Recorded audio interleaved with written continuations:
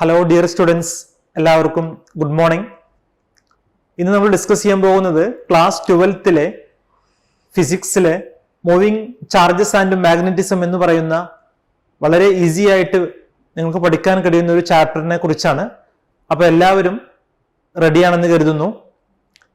ചാപ്റ്ററിന്റെ പേര് moving charges and magnetism എന്നാണ്. അപ്പോൾ മാഗ്നറ്റിസം എന്ന് പറയുന്ന അതിൻ്റെ കോൺസെപ്റ്റും അതുപോലെയുള്ള അതിൻ്റെ ബേസിക്സും ഒക്കെ നമ്മൾ ലോവർ ക്ലാസ്സിൽ നിങ്ങൾ എല്ലാവരും പഠിച്ചിട്ടുണ്ടാവും. അപ്പം അതിൻ്റെ കുറച്ച് ഹയർ വേർഷനിൽ വരുന്ന ഇക്വേഷൻസും അതുമായി ബന്ധപ്പെട്ട് വരുന്ന കുറച്ച് ടേംസും ഒക്കെയാണ് നമ്മൾ റൈറ്റ് നൗ ഡിസ്കസ് ചെയ്യാൻ പോകുന്നത്. അപ്പോൾ എല്ലാവരും സെറ്റാണെന്ന് കരുതുന്നു. Once again welcome. സോ നമുക്ക് സ്റ്റാർട്ട് ചെയ്യാം. ഫസ്റ്റ് ടോപ്പിക്ക് നമ്മളിവിടെ ഡിസ്കസ് ചെയ്യാൻ പോകുന്നത് ഓയിസ്റ്റഡ് അല്ലെങ്കിൽ ഈസ്റ്റഡ് എക്സ്പെരിമെന്റ്. ആ എക്സ്പെരിമെന്റ് എന്തായിരുന്നു, അതുമായിട്ട് ബന്ധപ്പെട്ട് വരുന്ന കുറച്ച് ടേംസുകളും ഡെഫിനിഷൻസുമാണ്. സോ ആക്ച്വലി അതൊരു ഹിസ്റ്ററിയാണ്, അതൊരു സ്റ്റോറിയാണ്. ലൈക്ക് പേര് നിങ്ങൾക്ക് കാണാം, ക്രിസ്റ്റ്യൻ ഓയിസ്റ്റഡ് എന്ന് പറയുന്ന ഒരു സയന്റിസ്റ്റ്. അയാൾ ചെയ്ത ഒരു ആക്ടിവിറ്റി ബൈ മിസ്റ്റേക്ക് അല്ലെങ്കിൽ പർപ്പസ്ഫുള്ളി അല്ലാതെ അയാൾക്ക് കിട്ടിയ ഒരു റിസൾട്ട് അത് വളരെ വലിയ ഒരു ഇമ്പാക്റ്റ് കൊണ്ടുവന്നു സയൻസിൽ, അല്ലെങ്കിൽ മാഗ്നറ്റിക് ഫീൽഡ് എന്ന് പറയുന്ന അല്ലെങ്കിൽ മാഗ്നറ്റിസം എന്ന് പറയുന്ന ആ ഒരു ബ്രാഞ്ചിൽ. സോ കോൺസെപ്റ്റ് ഇതായിരുന്നു. അയാളുടെ ലബോറട്ടറിയിൽ വേറൊരു ആക്ടിവിറ്റി ചെയ്യായിരുന്നു ആക്ച്വലി. അപ്പൊ അങ്ങനെ ചെയ്തുകൊണ്ടിരിക്കുന്ന സമയത്ത് ഒരു കണ്ടക്ടറിലൂടെ ഇലക്ട്രിസിറ്റി ഫ്ലോ ചെയ്യുന്നുണ്ട്. ഇലക്ട്രിസിറ്റി എന്താണ്, അതിന്റെ ഡെഫിനിഷൻസ് ഒക്കെ നമ്മൾ ഓൾറെഡി പഠിച്ചതാണ് അല്ലെ. അപ്പോ അങ്ങനെ ഇലക്ട്രിസിറ്റി ഫ്ലോ ചെയ്യുന്ന സമയത്ത് ബൈ മിസ്റ്റേക്ക് അല്ലെങ്കിൽ അവിടെ അതിന്റെ അടുത്ത് ഒരു കോമ്പസ് ഉണ്ടായിരുന്നു. അപ്പൊ അങ്ങനെ ആ കോമ്പസ് എന്ത് ചെയ്യാൻ തുടങ്ങി, ഡിഫ്ലക്ട് ചെയ്യാൻ തുടങ്ങി. കോമ്പസ് എന്ത് ചെയ്യാൻ തുടങ്ങി, ഡിഫ്ലക്ട് ചെയ്യാൻ തുടങ്ങി. സോ എന്തുകൊണ്ട് അത് ഡിഫ്ലക്ഷൻ സംഭവിച്ചു, ആ ഡിഫ്ലക്ഷൻ ഉണ്ടാവാനുള്ള റീസൺ എന്താണ് എന്ന് അയാൾ അതിനെക്കുറിച്ച് സ്റ്റഡി ചെയ്തു. സോ ആദ്യം കറന്റ് ലൈക്ക് ഫ്രം ഒരു സൈഡിൽ നിന്ന് അതർ സൈഡിലേക്കാണ് പോകുന്നതെങ്കിൽ അതിന്റെ ഡയറക്ഷൻ മാറ്റി കൊടുത്തപ്പോൾ ഈ കോമ്പസിൻ നീഡിലിനുണ്ടായ ഡിഫ്ലക്ഷനും വ്യത്യാസമായിരുന്നു. സോ അയാള് കാൽക്കുലേറ്റ് അല്ലെങ്കിൽ അയാൾ കണ്ടെത്തി ഒരു ഇലക്ട്രിസിറ്റി, ഒരു കണ്ടക്ടറിലൂടെ ഇലക്ട്രിസിറ്റി ഫ്ലോ ചെയ്യുന്ന സമയത്ത് അതിന് സറൗണ്ടിങ്സ് ആയിട്ട് ഒരു മാഗ്നറ്റിക് ഫീൽഡ് ക്രിയേറ്റ് ചെയ്യുന്നുണ്ട് എന്ന് ക്രിസ്റ്റ്യൻ ഓയിസ്റ്റഡ് എന്ന് പറയുന്ന സയന്റിസ്റ്റ് കണ്ടെത്തി. സോ അതാണ് ഫസ്റ്റ് ആക്ടിവിറ്റി അല്ലെങ്കിൽ ഫസ്റ്റ് ടോപ്പിക് ഈ ഒരു പാർട്ടിൽ വരുന്നത്. ഓൾറെഡി നമ്മളത് ഡിസ്കസ് ചെയ്തതാണ്. സോ ഡിയർ സ്റ്റുഡൻസ്, ഫസ്റ്റ് ഇവിടെ നമുക്ക് കൊടുത്തിട്ടുണ്ട് ലൈക്ക് മൂവിങ് ചാർജസ് അല്ലെങ്കിൽ ഇലക്ട്രിസിറ്റി അതുമായി ബേസ് ചെയ്ത് ഒരു മാഗ്നറ്റിക് ഫീൽഡ് ക്രിയേറ്റ് ചെയ്യുന്നുണ്ട്. സോ ആ മാഗ്നറ്റിക് ഫീൽഡ് ക്രിയേറ്റ് ചെയ്യുന്നത് കൊണ്ട് തന്നെ അവിടെ ഒരു കോമ്പസ് വെച്ചപ്പോൾ ആ കോമ്പസിന്റെ നീഡിൽ എന്ത് ചെയ്യാൻ തുടങ്ങി, ഡിഫ്ലക്ട് ചെയ്യാൻ തുടങ്ങി. സോ അവിടെ ഒരു മാഗ്നറ്റിക് ഫീൽഡ് ക്രിയേറ്റ് ചെയ്യുന്നുണ്ട് എന്നാര് കണ്ടെത്തി, ഈ പറഞ്ഞ നമ്മുടെ ഫേമസ് സയന്റിസ്റ്റ് ആയിട്ടുള്ള ക്രിസ്റ്റ്യൻ ഓയിസ്റ്റഡ് കണ്ടെത്തി. സോ അതായിരുന്നു ഫസ്റ്റ് കോൺസെപ്റ്റ്. ആഫ്റ്റർ ഹിയർ നിങ്ങൾക്ക് ഫിഗറിൽ കാണാം ലൈക്ക് ഇതൊരു കോമ്പസ് ആണ്. ആ കോമ്പസിന്റെ നീഡിൽ ഡിഫ്ലക്ട് ചെയ്യുന്ന ഒരു ഫിഗർ ആണ് ഇവിടെ കൊടുത്തിട്ടുള്ളത്. സോ ആദ്യത്തെ ഇവിടെ കൊടുത്തിട്ടുള്ള ഒരു ഡോട്ട് ആണ്. ആക്ച്വലി ഇതെന്താണ്, ഒരു ഡോട്ട് ആണ്. അതുപോലെ തന്നെ ഇവിടെ എന്താണ്, ഒരു ക്രോസ് ആണ്. അപ്പൊ ക്രോസ് എന്ന് പറയുമ്പോൾ അവിടെ ഉണ്ടാവുന്ന ഇലക്ട്രിസിറ്റിയുടെ ഫ്ലോ എങ്ങനെയായിരിക്കും, into the plane of the paper ആയിരിക്കും. അതേ സമയത്ത് ഡോട്ട് ആണെങ്കിലോ out of the plane of the paper ആയിരിക്കും. സോ കറന്റിന്റെ ഡയറക്ഷൻ അനുസരിച്ച് തന്നെ മാഗ്നറ്റിക് ഫീൽഡിന്റെ നോർത്തിൽ നിന്ന് സൗത്തിലേക്കുള്ള ലൈൻസ് ഓഫ് ഫോഴ്സിന്റെ ഡയറക്ഷനും വ്യത്യാസമായിരിക്കും. ആ ഒരു കോൺസെപ്റ്റ് കാണിക്കാൻ വേണ്ടിയിട്ടാണ് ഇവിടെ ഒരു ഫിഗർ കൊടുത്തിട്ടുള്ളത്. ഓൾറെഡി നമ്മൾ പഠിച്ചിട്ടുണ്ട്, ഒരു മാഗ്നറ്റ് ആവുമ്പോൾ അതിന് രണ്ട് പോളാണുള്ളത്. ഒന്ന് നോർത്ത് പോളും മറ്റൊന്ന് സൗത്ത് പോളും. നോർത്ത് പോളിൽ നിന്ന് always magnetic lines of force originate ചെയ്യുകയും that lines of force are ending at the south pole. അതായിരുന്നു നമ്മുടെ കോൺസെപ്റ്റ്. അത് നമ്മൾ എല്ലാവരും പഠിച്ചതാണ് ബേസിക് ക്ലാസ്സുകളിൽ. ഓക്കെ, സോ ഫസ്റ്റ് നിങ്ങൾ ഓർത്ത് വെക്കേണ്ടത് ക്രിസ്റ്റ്യൻ ഓയിസ്റ്റഡിന്റെ എക്സ്പെരിമെന്റ് ആണ്. സോ ഇങ്ങനെയുണ്ടാകുന്ന മാഗ്നറ്റിക് ഫീൽഡ് കൊണ്ട് തന്നെ അവിടെ ഫോഴ്സ് ക്രിയേറ്റ് ചെയ്യുന്നുണ്ട്. സോ ആ ഒരു ഫോഴ്സുമായി ബന്ധപ്പെട്ട് വരുന്ന കോൺസെപ്റ്റുകളൊക്കെ നമ്മൾ ഇതിന്റെ കണ്ടിന്യൂഷൻ ആയിട്ട് എന്ത് ചെയ്തു പോകും, ഡിസ്കസ് ചെയ്തു പോകും. അതാണ് ആഫ്റ്റർ ഈ ഒരു കോൺസെപ്റ്റ് കൊണ്ട് നമ്മൾ മീൻ ചെയ്യുന്നത്. അപ്പോൾ ഫസ്റ്റ് നിങ്ങൾ ഓർത്തു വെക്കേണ്ടത് ക്രിസ്റ്റ്യൻ ഓയിസ്റ്റഡ് എന്ന് പറയുന്ന സയന്റിസ്റ്റിന്റെ ആക്ടിവിറ്റിയും അതിന്റെ ഫലമായി as A result he formulated, he said there is a magnetic field around a current carrying conductor. Okay, so അതിനു വേണ്ടിയിട്ട് കോമ്പസ് നീഡിൽ എന്ന് പറയുന്ന ഒരു ഡിവൈസും അയാളുടെ അടുത്ത് അല്ലെങ്കിൽ ആ ആക്ടിവിറ്റിക്ക് വേണ്ടി അയാൾ യൂസ് ചെയ്തിട്ടുണ്ടായിരുന്നു. നമുക്ക് എല്ലാവർക്കും ചെക്ക് ചെയ്യാൻ കഴിയുന്ന ഒരു സിമ്പിൾ ആയിട്ടുള്ള ആക്ടിവിറ്റിയാണ്.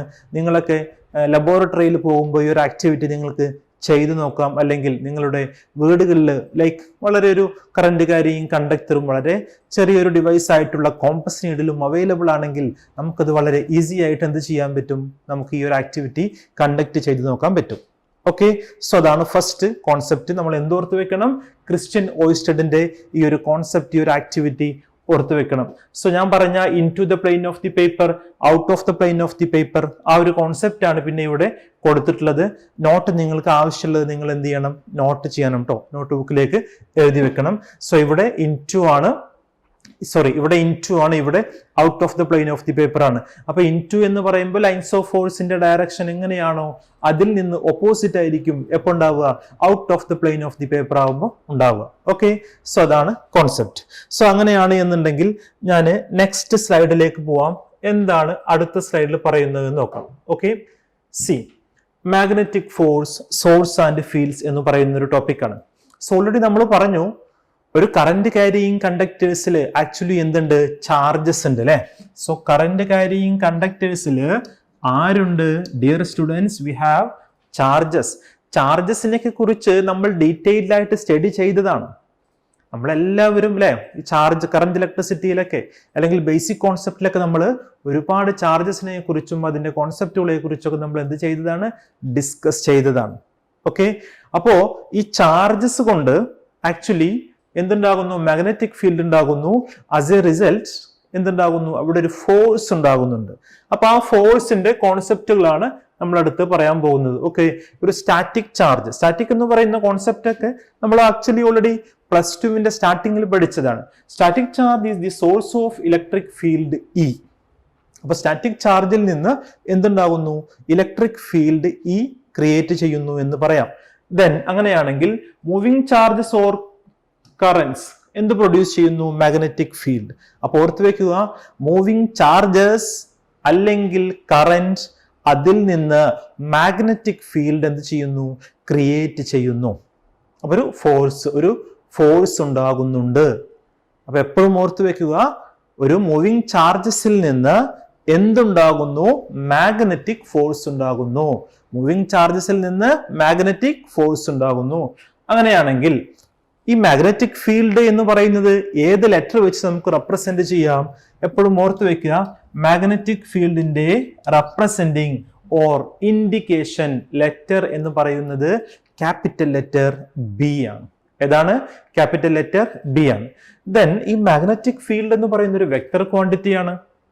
മാഗ്നറ്റിക് ഫീൽഡ് എന്ത് ക്വാണ്ടിറ്റിയാണ്, ഒരു വെക്ടർ ആണ്. അതായത് അതിന് ഡയറക്ഷനും ഉണ്ടാകും ആസ് വെൽ ആസ് അതിന് ഒരു മാഗ്നിറ്റ്യൂഡും ഉണ്ടാകും. അപ്പൊ അതും ഒരു കോൺസെപ്റ്റ് ആണ്, ഓർത്തു വെക്കുക. ദെൻ ഇറ്റ് ഒബേസ്, എന്ത് ഒബേ ചെയ്യുന്നു, principle of superposition. Magnetic field എന്ത് ഒബേ ചെയ്യുന്നു, പ്രിൻസിപ്പിൾ ഓഫ് സൂപ്പർപോസിഷൻ ഒബേ ചെയ്യുന്നുണ്ട്. ഓൾറെഡി നമ്മൾ ഡിസ്കസ് ചെയ്തതാണ് പ്രിൻസിപ്പിൾ ഓഫ് സൂപ്പർപോസിഷനെ കുറിച്ച്. ഒരു സിസ്റ്റത്തിൽ നമ്പർ ഓഫ് ഇൻഡിവിജ്വൽ പാർട്ടിക്കിൾസ് ഉണ്ടെങ്കിൽ അതിന്റെ എല്ലാതിൻ്റെയും സമ്മ് അല്ലെങ്കിൽ അഡീഷൻ എന്നുള്ളതാണ് എന്തിന്റെ മീനിങ്, സൂപ്പർപോസിഷൻ. സോ ഈ ഒരു സ്ലൈഡിൽ ഓർത്ത് വെക്കേണ്ടത്, ഒരു സ്റ്റാറ്റിക് ചാർജ്, അനങ്ങാതെ നിൽക്കുന്ന റെസ്റ്റിൽ ഇരിക്കുന്ന ഒരു ചാർജിനെയാണ് നമ്മൾ എന്ത് വിളിക്കുന്നത്, സ്റ്റാറ്റിക് ചാർജ് എന്ന് വിളിക്കുന്നത്.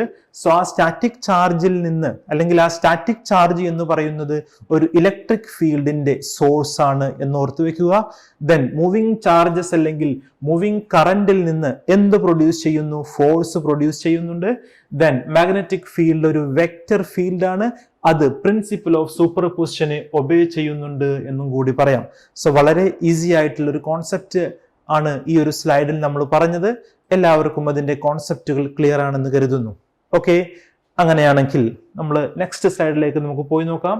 സോ ഡിയർ സ്റ്റുഡൻസ്, നെക്സ്റ്റ് നമ്മൾ പറയുന്നത് ലോറൻസ് ഫോഴ്സ് എന്ന് പറയുന്ന ഒരു കോൺസെപ്റ്റ് ആണ്. ഒരു സയന്റിസ്റ്റിന്റെ പേരാണ് ലോറൻസ് എന്ന് പറയുന്നത്. സോ എന്താണ് ലോറൻസ് ഫോഴ്സ് എന്നാണ് കൊടുക്കുന്നത്.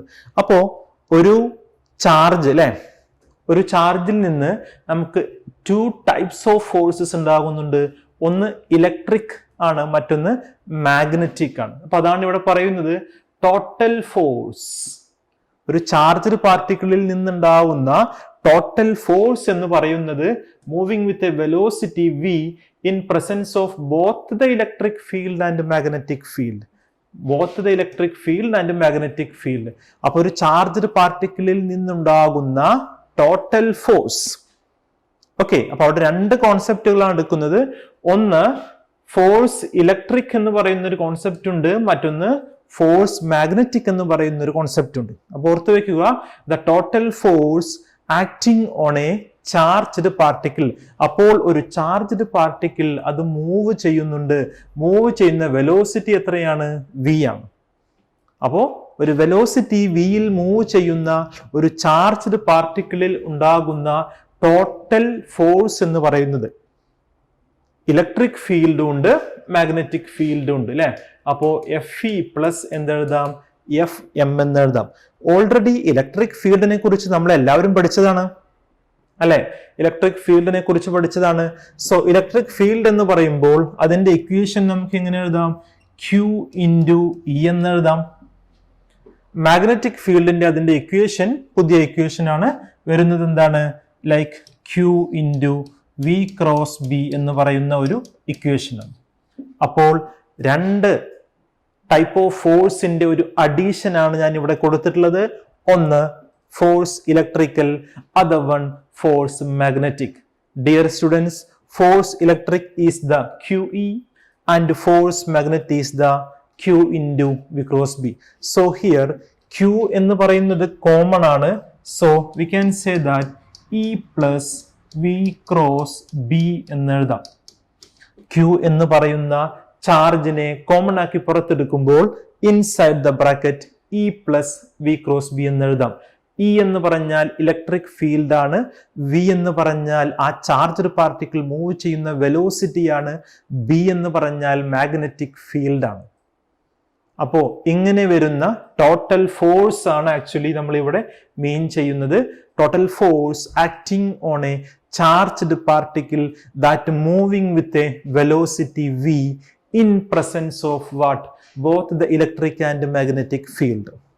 അപ്പോ ഒരു ചാർജ്, അപ്പോൾ ഒരു ചാർജ് അത് മൂവ് ചെയ്യുന്നു, ഒരു ചാർജ് മൂവ് ചെയ്യുന്നു, അതിന്റെ വെലോസിറ്റി v ആണ്.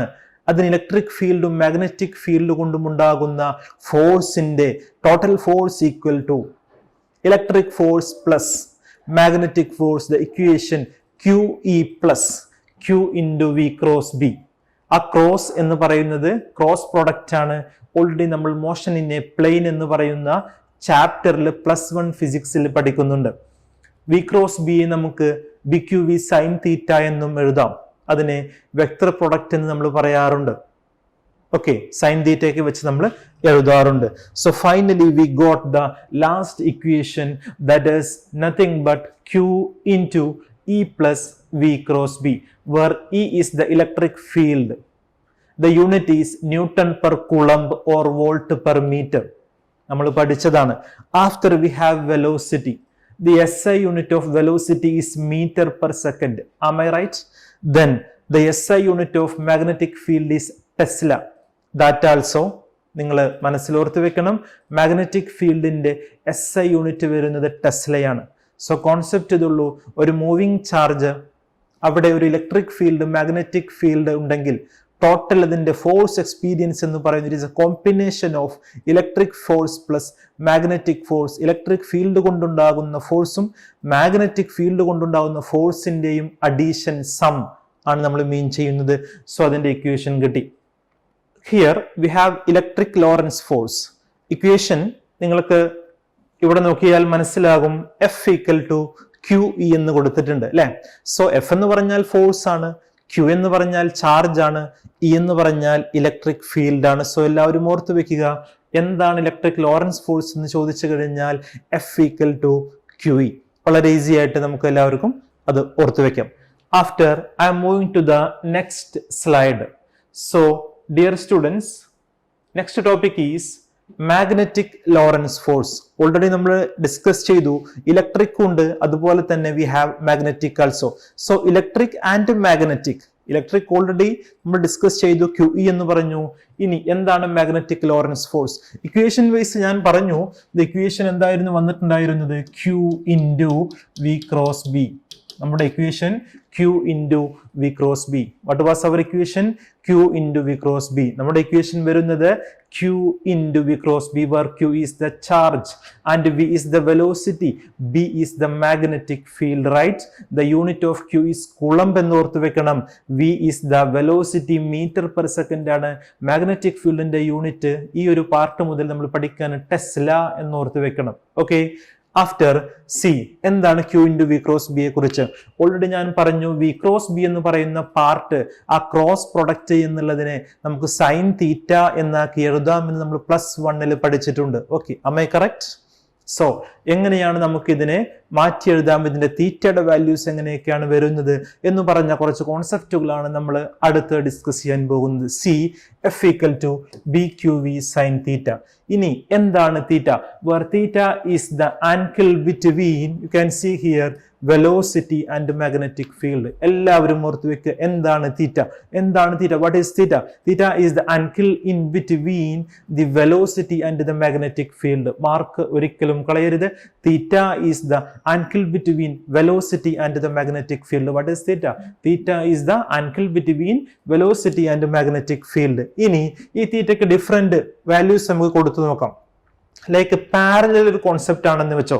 പാരലൽ കോൺസെപ്റ്റ് ആണ് എന്നുണ്ടെങ്കിൽ തീറ്റയുടെ വാല്യൂ എന്തായിരിക്കും? 0 ആയിരിക്കും അല്ലെ. സോ F= എന്ത് വരും ഇക്വേഷൻ? ഈ BQV sin തീറ്റയിലെ തീറ്റയ്ക്ക് 0 വന്നു കഴിഞ്ഞാൽ നമ്മുടെ ഇക്വേഷൻ ഡിയർ സ്റ്റുഡൻസ് എന്തായിട്ട് മാറും? It will be BQV sin 0 എന്ന് മാറും അല്ലെ. സോ sin 0യുടെ വാല്യൂ എന്താണ്? 0 ആണ്.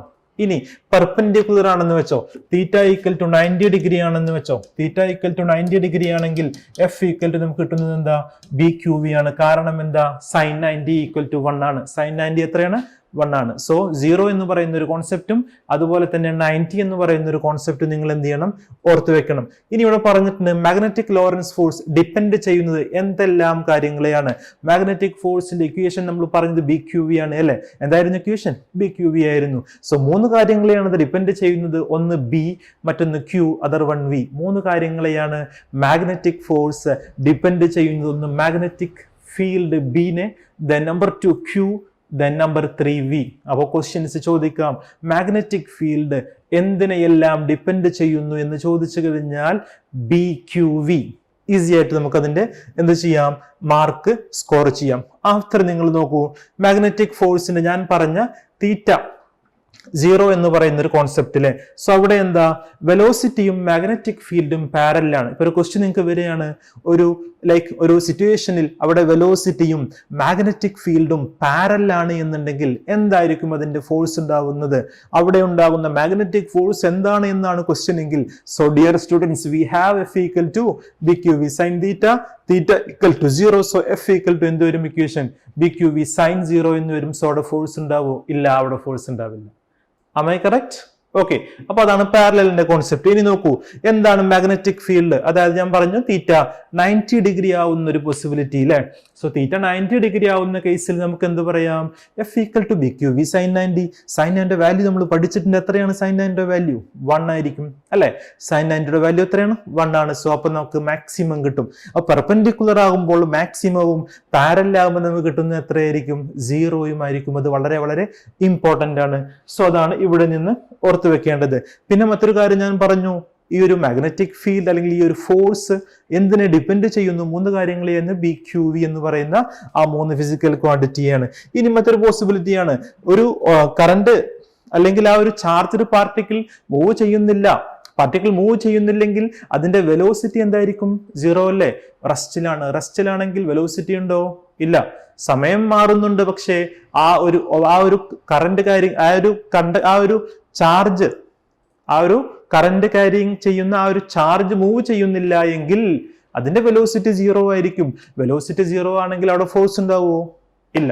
അപ്പൊ അങ്ങനെ ഒരു പോസിബിലിറ്റി കൂടി ഉണ്ട്. അതാണ് പിന്നെ ഇവിടെ കാണിച്ചിട്ടുള്ളത്. ഓക്കെ, അപ്പൊ അതുപോലെ തന്നെ ഇവിടെ ഒരു ഓപ്പോസിറ്റ് എന്ന് പറയുന്നത് നമുക്ക് force on a negative charge is opposite to that on a positive charge എന്ന് പറയുന്ന ഒരു കോൺസെപ്റ്റും കൂടി കൊടുത്തിട്ടുണ്ട്. Force on a negative charge, ഒരു നെഗറ്റീവ് ചാർജിൽ ഉണ്ടാകുന്ന ഫോഴ്സ് അതെന്തായിരിക്കും? Opposite to that on a positive charge. നെഗറ്റീവും പോസിറ്റീവും അതിന്റെ പൊളാരിറ്റി ഓപ്പോസിറ്റ് ആയതുകൊണ്ട് തന്നെയാണ് ആ ഒരു കോൺസെപ്റ്റ് അവിടെ വെച്ചത്. സോ ഈ ഒരു പാർട്ടിൽ നിന്ന് നിങ്ങൾ ഓർത്ത് വെക്കേണ്ടത് മാഗ്നറ്റിക് എഫ് എം എന്ന് പറയുന്ന ആ ഒരു ഫോഴ്സിന്റെ equation B Q V sine theta. വളരെ ഈസി അല്ലേ? അത് എന്തെല്ലാം കാര്യങ്ങൾ ഡിപ്പെൻഡ് ചെയ്യുന്നു? ബി ക്യു വി എന്ന് പറയുന്ന പാർട്ടിനെ ഡിപ്പെൻഡ് ചെയ്യുന്നു. തീറ്റയും ഉണ്ടെന്ന് പറയാം. പിന്നെ എപ്പോഴൊക്കെയാണ് ഇത് 0 ആവുന്നത്? പാരലൽ ആവുന്ന കേസിൽ. എപ്പോഴാണ് ഇത് പെർപെൻഡിക്കുലർ മീൻസ് 90 ഡിഗ്രി ആവുന്നത്? പെർപെൻഡിക്കുലർ ആവുന്ന കേസിൽ അല്ലെ? അപ്പോ ആ ഒരു കോൺസെപ്റ്റുകളാണ് ഇവിടെ നിന്ന് ഓർത്ത് വെക്കേണ്ടത്. സോ വളരെ ഈസി ആയിട്ട് എല്ലാവർക്കും ഈ ഒരു പാർട്ടിൽ നിന്നും മാർക്ക് സ്കോർ ചെയ്യാം. എളുപ്പമാണെന്ന് കരുതുന്നു. ഓക്കെ അല്ലേ? യെസ്, സെറ്റ് ആണെങ്കിൽ I'm moving to the next slide. Next സ്ലൈഡിൽ നമുക്ക് എന്താണ് പറയുന്നത് നോക്കാം. സി, അപ്പോ ഒരു മാഗ്നറ്റിക് ഫീൽഡിന്റെ യൂണിറ്റ് അല്ലെ, ഓൾറെഡി ഞാൻ പറഞ്ഞു ടെസ്ലയാണ്. അപ്പൊ ഇനി എങ്ങനെയാണ് ഇതിനെ ടെസ്ല എന്നെടുക്കുന്നത് നോക്കാം. നിക്കോളാസ് ടെസ്ല എന്ന് പറയുന്ന ഒരു സയന്റിസ്റ്റ് ഇതിനെക്കുറിച്ച് സ്റ്റഡി നടത്തുകയും അയാൾക്ക് നമ്മൾ റെസ്പെക്ട് കൊടുത്തതാണ്. ഫിസിക്സ് എന്ന് പറയുന്ന സയൻസ് ബ്രാഞ്ച് അയാൾ റെസ്പെക്ട് ചെയ്തുകൊണ്ടാണ് എന്ത് കൊടുക്കുന്നത്? മാഗ്നറ്റിക് ഫീൽഡിന്റെ യൂണിറ്റിന് ടെസ്ല എന്ന പേര് കൊടുക്കുന്നത് അല്ലെ. അപ്പോ എങ്ങനെയാണ് ഇത് വരുന്നത് നോക്കാം. സി, നമ്മുടെ ഇക്വേഷൻ എഫ് ഈക്വൽ ടു എന്തായിരുന്നു? B Q V sine theta എന്നാണ്. ശരിയല്ലേ? ഇതിൽ നിന്ന് എനിക്ക് എഫ് ഈക്വൽ ടു മാക്സിമം എഴുതുകയാണെങ്കിൽ ഇക്വേഷൻ എങ്ങനെയായിട്ട് മാറും? ബി ക്യു വി ആയിട്ട് മാറും. ശരിയല്ലേ? ബി ക്യു വി ആയിട്ട് മാറും. ഇതിൽ നിന്ന് ബി എനിക്ക് എങ്ങനെ എഴുതാം? F divided by Q V എന്ന് എഴുതാം. വളരെ ഈസിയാണ് അല്ലെ? എഫ് എന്താ? എഫ് എന്ന് പറഞ്ഞാൽ ആർക്കും അറിയാത്തത് ന്യൂട്ടൺ ആണ് അല്ലെ? Am I correct? Then Q is the coulomb and V is the meter per second. So students, we have B equal to F by QV. F എന്ന് പറഞ്ഞാൽ ന്യൂട്ടൺ ആണ്, Q എന്ന് പറഞ്ഞാൽ കൂളം ആണ്. Then velocity, displacement by time. Already we have learned. നമ്മൾ എപ്പോൾ പഠിച്ചു? Class 11th പഠിച്ചതാണ്. മീറ്റർ പെർ സെക്കൻഡ് ആണ് ഇതിന്റെ SI യൂണിറ്റ്. സി, ഇതിനെ ഈ സെക്കൻഡ് മുകളിലേക്ക് കൊണ്ടുവരികയാണെങ്കിൽ ഇത് എങ്ങനെയായിട്ട് മാറും? ന്യൂട്ടൺ സെക്കൻഡ് കൂളം മീറ്റർ ആയിട്ട് മാറും. ശരിയാണോ?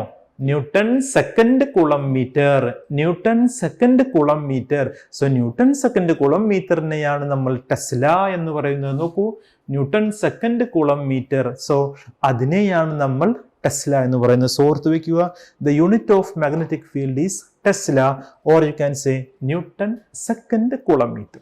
റൈറ്റ്? ഓക്കെ, ഇനി ഇവിടെ മറ്റൊരു കോൺസെപ്റ്റും കൂടിയും പറയുന്നുണ്ട്. സോ ഈ ഒരു ടെസ്ല എന്ന് പറയുന്ന ഒരു യൂണിറ്റ് ലാർജ് യൂണിറ്റ് ആണ്.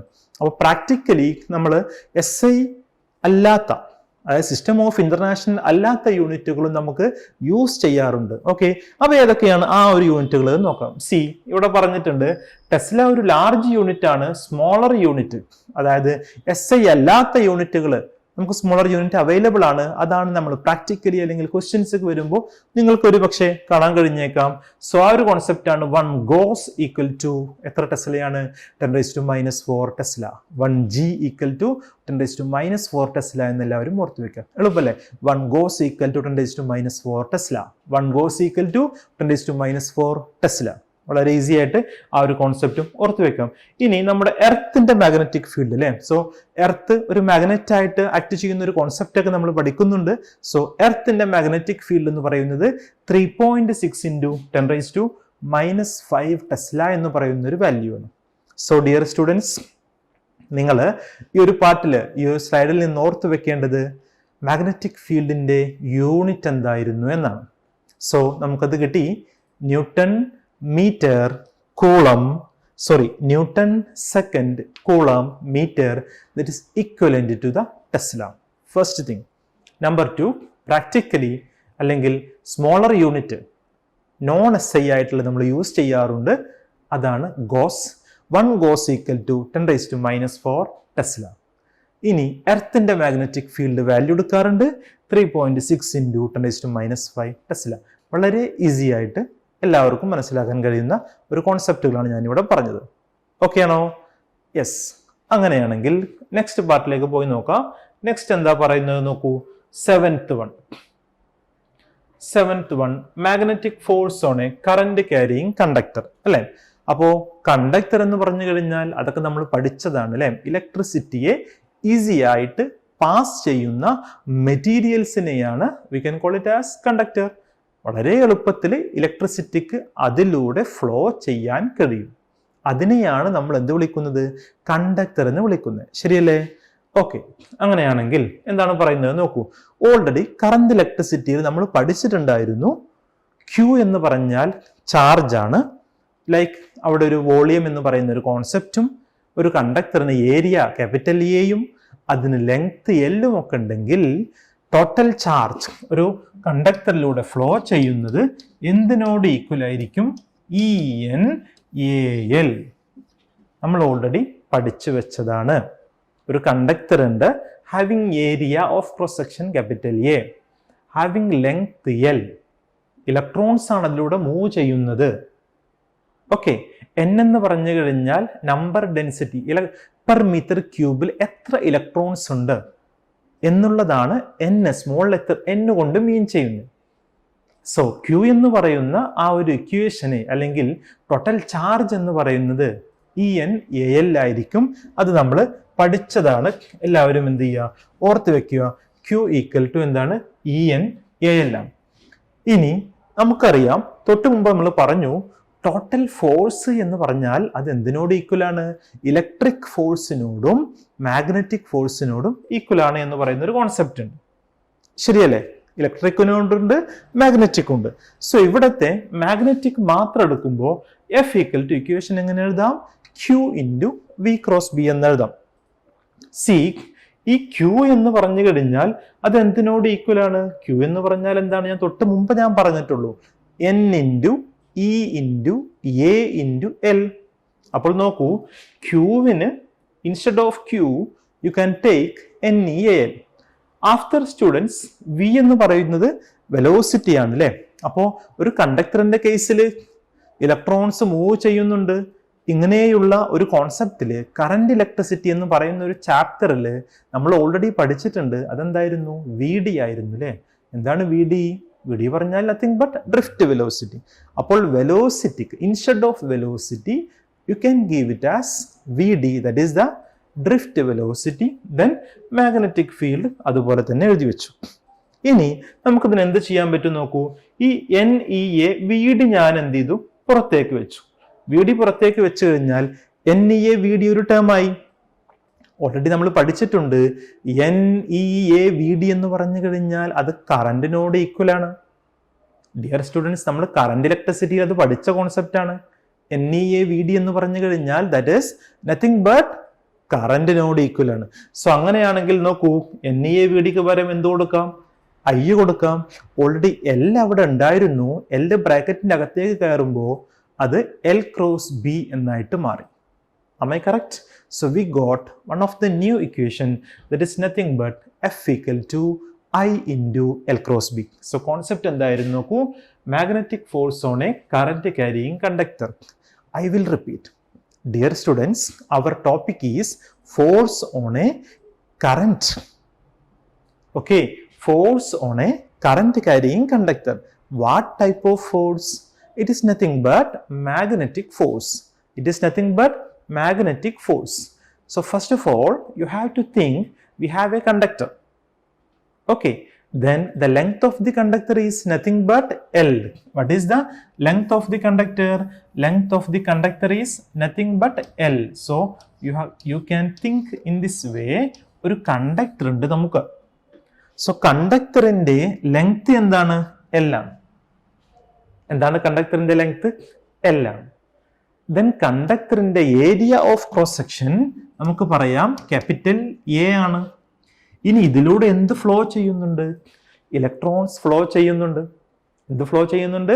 ഇലക്ട്രോൺസ് ഫ്ലോ ചെയ്യുന്നുണ്ട്. ഇനി ഓരോ മീറ്റർ ക്യൂബിലും, അതായത് പെർ മീറ്റർ ക്യൂബില് എത്ര ഇലക്ട്രോൺസ് ഇവിടെ ഉണ്ട് എന്ന് ചോദിച്ചു കഴിഞ്ഞാൽ നമ്മൾ അത് കറന്റ് ഇലക്ട്രിസിറ്റിയിൽ പഠിച്ചതാണ്. ആ ഒരു കോൺസെപ്റ്റ് N ആണ്.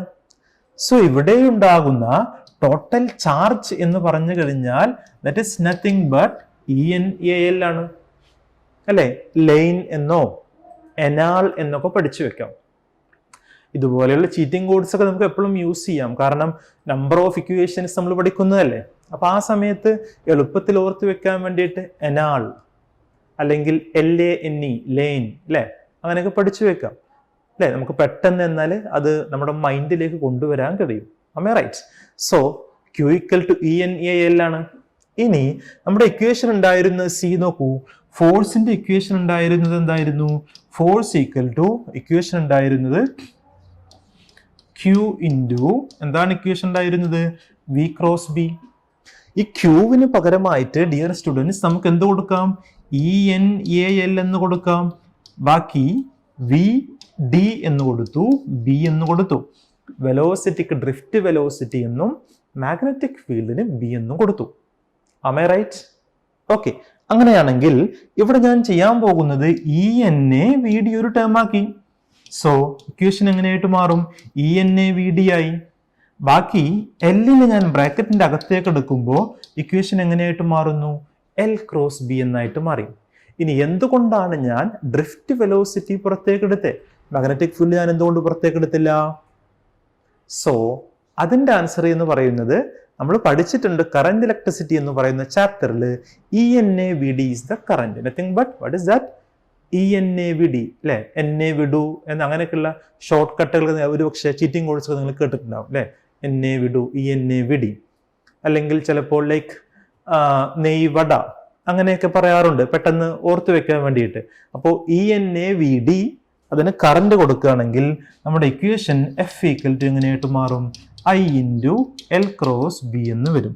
സോ അതാണ് ഈ ഫൈനലി അവർ ഇക്വേഷൻ ഇവിടെ കൊടുത്തിട്ടുള്ളത്. സോ മാഗ്നറ്റിക് ഫോഴ്സ് എവിടെ? ഒരു കറന്റ് ക്യാരിയിങ് കണ്ടക്ടറിൽ അതിന്റെ equation F = I × L × B. That's all. So the remaining portion ഇനി വീണ്ടും ഇതിന്റെ കണ്ടിന്യൂഷൻ ഉണ്ട്. അപ്പോൾ അടുത്ത ക്ലാസ്സുകളും നിങ്ങൾ എല്ലാവരും ഫോളോ അപ്പ് ചെയ്യണം. അപ്പോൾ ഇന്നെന്തായാലും ഞാൻ ഇത് സ്റ്റോപ്പ് ചെയ്യാണ്. അപ്പോൾ എല്ലാവർക്കും നല്ലൊരു ഡേ വിഷ് ചെയ്യുന്നു. Thank you. ബൈ.